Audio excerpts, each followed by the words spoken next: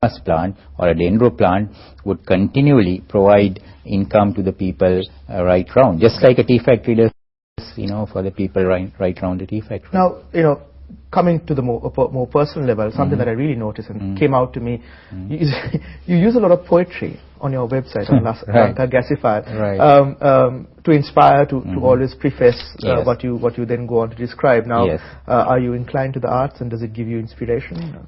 Well, I don't think I'm really that much inclined to the arts. It's just that I find that it's always very easy to find a poem which relates to an experience you have or something you think. Sure. And it's easier than you think today, especially with the web, actually. And, it's a kind of short and sweet way of conveying an idea. So that's how I kind of came across that. Certainly very unusual.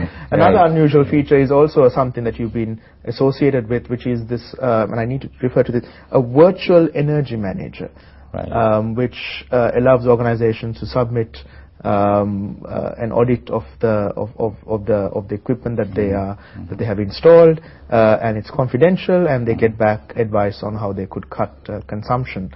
This is the Alternative Energies Forum that does this. Now, it's a fascinating idea. I just want to know, have there been people who've been... Well, I think, let me clarify. Really, while I'm associated with the organization, which is the Sustainable Energy Authority, I do not get involved in the day-to-day activities.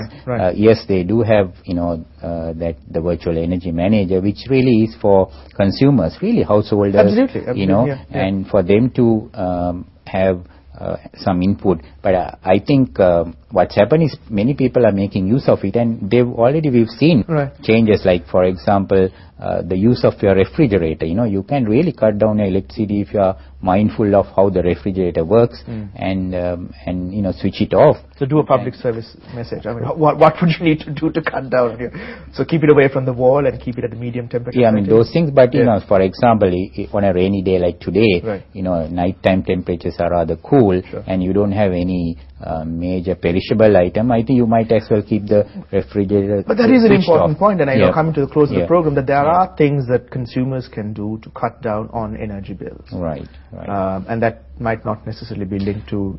Yes, I think there are lots of things, and we also have hard choices, which unfortunately the government is unable to take. Right. And what a simple thing is, one thing I'm sure you would notice if you were to observe, which I always, in fact, whenever I could, tell the people in power, is that if you were to drive down, on a night, you would find actually it's the poorer homes who are really using the incandescent bulbs. Because one thing is we have this tariff subsidy. There's nothing wrong in a tariff subsidy, but in this day and age, when we have the CFL lights, the compact fluorescent lights, really we could do a simple thing like change the tariff band. For example, I think now you get 30 units at a heavily subsidized rate, but that 30 units are calculated based on using incandescent bulbs. But if you were to calculate that based on using a CFL bulb, you could perhaps reduce that to 15, and people would switch. But right now there's no incentive. Why should a poor person, pay 200-300 rupees and buy a CFL when with a 25 rupee bulb his bill would be the same?